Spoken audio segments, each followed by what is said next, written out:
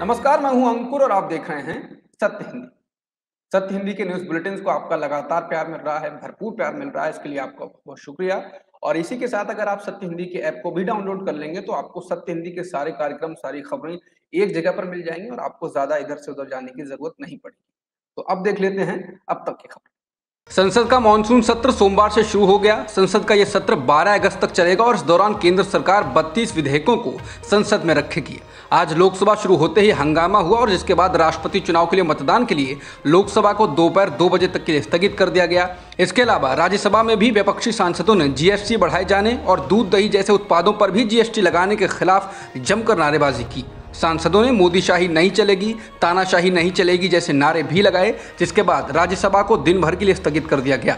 इससे पहले लोकसभा और राज्यसभा में आए नए सांसदों को शपथ भी दिलाई गई।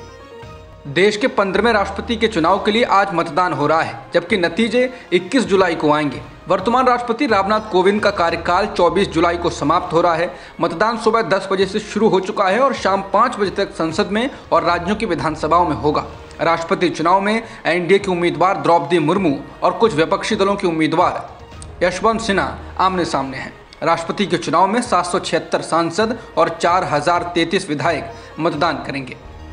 आज बीजेपी के नेतृत्व वाले एनडीए के उपराष्ट्रपति उम्मीदवार जगदीप धनखड़ ने अपना नामांकन दाखिल किया। इस दौरान पीएम मोदी, गृह मंत्री अमित शाह, केंद्रीय मंत्री नितिन गडकरी, राजनाथ सिंह, बीजेपी अध्यक्ष जेपी नड्डा के अलावा बाकी एनडीए दलों के नेता भी मौजूद रहे। बता दें, धनखड़ का मुकाबला विपक्ष की संयुक्त उम्मीदवार मार्गरेट अल्वा से है।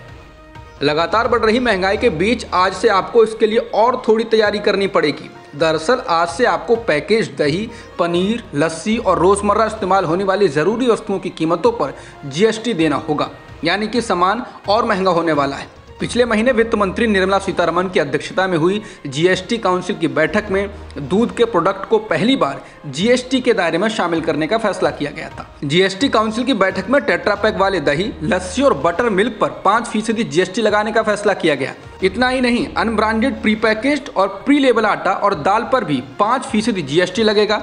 बता दें, सरकार के इस फैसले के बाद विपक्षी नेता पीएम मोदी का वो बयान याद दिला रहे हैं जिसमें वो कह रहे थे कि यहाँ तक कि पहले गेहूं, चावल, लस्सी, छाछ पर भी टैक्स लगता था, लेकिन आज ये सब जीएसटी से बाहर कर दिए गए हैं।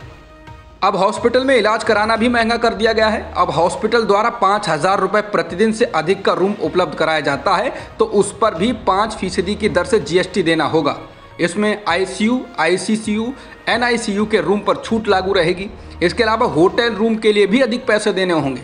वर्तमान में 1,000 रुपये से कम के होटल रूम पर जीएसटी नहीं लगता था, लेकिन अब ऐसे कमरे पर भी 12% की दर से जीएसटी लगेगा।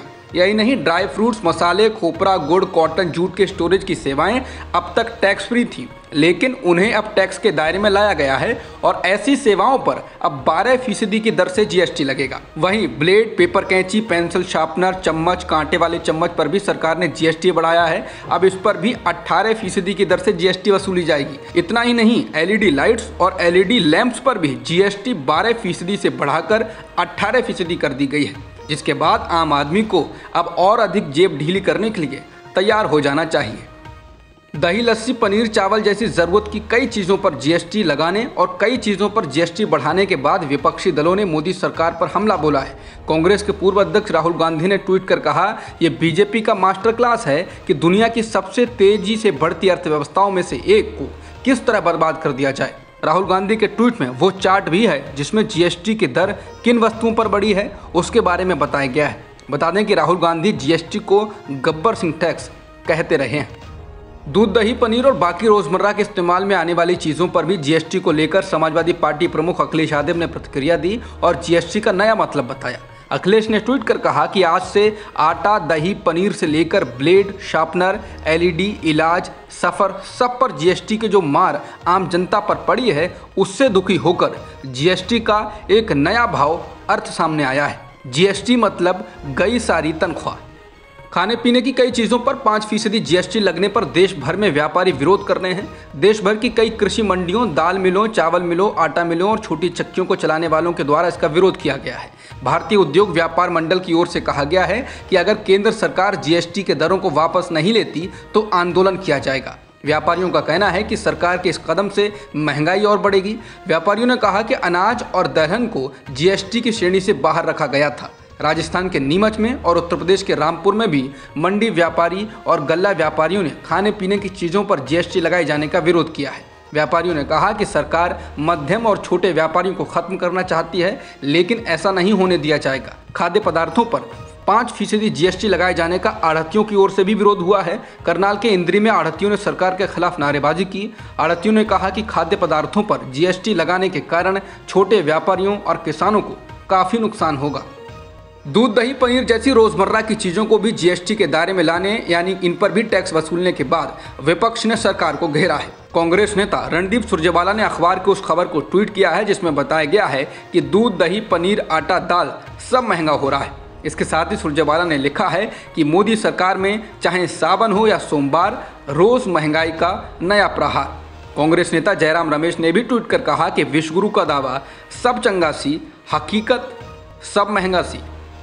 बीजेपी सांसद वरुण गांधी ने भी दूध, दही जैसी चीजों पर टैक्स वसूलने को लेकर सरकार को घेरा है।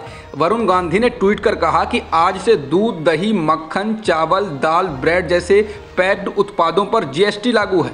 रिकॉर्ड तोड़ बेरोजगारी के बीच लिया गया यह फैसला मध्यम वर्गीय परिवारों और विशेषकर किराए के मकानों में रहने वाले संघर्षरत युवाओं की जेबें और हल्की कर देगा।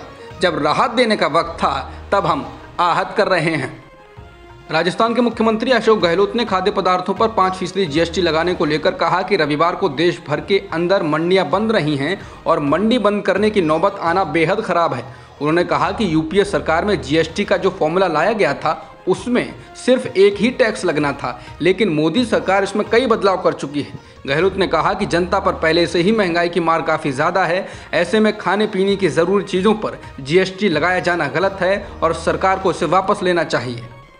मध्य प्रदेश नगर निगम चुनाव के नतीजे आ गए हैं, जिनमें 11 नगर निगमों में वोटिंग हुई थी, जिसमें से 7 में भाजपा, 3 पर कांग्रेस और 1 नगर निगम पर आम आदमी पार्टी ने कब्जा कर लिया है। कांग्रेस ने इसमें पहले से बेहतर प्रदर्शन किया है। कांग्रेस ने सबसे बड़ा उलटफेर ज्योतिरादित्य सिंधिया के गढ़ ग्वालियर में कर दिया है। कांग्रेस ने सीट 57 साल बाद जीत ली है। इसके अलावा जबलपुर में भी 23 साल बाद कांग्रेस को जीत हासिल हुई है और छिंदवाड़ा में भी कांग्रेस ने जीत हासिल की। इसके अलावा पहली बार निकाय चुनाव में उतरी आम आदमी पार्टी ने भी अपनी छाप छोड़ दी और सिंगरौली सीट पर कब्जा कर लिया। पिछले चुनाव में मेयर की इस सीट को जीतने वाली बीजेपी तीसरे नंबर पर आई। उधर बुरहानपुर में ओवैसी की पार्टी के प्रत्याशी द्वारा काटे गए वोट की वजह से मेयर सीट बहुत मामूली अंतर से कांग्रेस के हाथों से फिसल गई। वहीं बीजेपी के खाते में भोपाल, उज्जैन, इंदौर, सागर, सतना, खंडवा, बुरहानपुर आई। मध्य प्रदेश नगर निकाय चुनाव के नतीजों के बाद कांग्रेस ने बीजेपी और खासकर ज्योतिरादित्य सिंधिया पर तंज कसने शुरू कर दिए हैं। दरअसल कांग्रेस ने बीजेपी के केंद्रीय मंत्री ज्योतिरादित्य सिंधिया का गढ़ माने जाने वाले ग्वालियर की सीट पर जीत हासिल कर ली। ग्वालियर सीट जीतने के बाद कांग्रेस महासचिव जयराम रमेश ने कहा कि ग्वालियर नगर निगम चुनाव में कांग्रेस की जीत से ज़्यादा खुशी मुझे किसी और चीज़ में नहीं हुई। शानदार प्रदर्शन, भाजपा यहां क्रैश होकर गिर गई है। इसके अलावा ज्योतिरादित्य सिंधिया के टाइगर जिंदा है वाले बयान को याद दिलाकर भी तंज कसा जा रहा है। भारतीय युवा कांग्रेस के राष्ट्रीय अध्यक्ष श्रीनिवास ने सिंधिया के टाइगर जिंदा है वाले बयान का वीडियो ट्वीट करते हुए कहा कि बीजेपी ने टाइगर खरीदा था, नतीजतन 57 वर्षों बाद ग्वालियर का अपना गढ़ भी बीजेपी गंवा बैठी। बता दें, सिंधिया जब कांग्रेस से बीजेपी में आए थे तब उन्होंने कांग्रेस के वरिष्ठ नेता कमलनाथ और दिग्विजय सिंह को चुनौती देते हुए कहा था कि मैं उन दोनों को कहना चाहता हूं, कमलनाथ जी और दिग्विजय सिंह जी, आप दोनों सुन लीजिए, टाइगर जिंदा है। इसी वीडियो को ट्वीट किया जा रहा है। कांग्रेस नेता प्रियंका गांधी ने भी कार्यकर्ताओं को बधाई दी और कहा कि भाजपा सरकार के चौतरफा हमलों, धन बल के बावजूद आपकी जीतोड़ मेहनत ने आज ग्वालियर नगर निगम में 57 साल बाद व जबलपुर में 23 साल बाद कांग्रेस का झंडा गाड़कर इतिहास रच दिया है। उत्तर प्रदेश के मथुरा में कूड़े की गाड़ी में प्रधानमंत्री मोदी और प्रदेश के मुख्यमंत्री योगी आदित्यनाथ की तस्वीर ले जाने का वीडियो वायरल होने के बाद सफाई कर्मचारी को बर्खास्त कर दिया गया। नगर निगम के अपर आयुक्त सत्येंद्र तिवारी का कहना है कि नगर निगम मथुरा वृंदावन इसकी कड़ी निंदा करता है।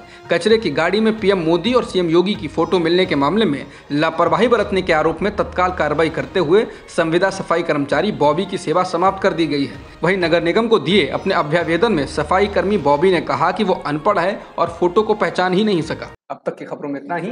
बाकी खबरों के लिए आप बने रह सकते हैं सत्यहिंदी.com के साथ।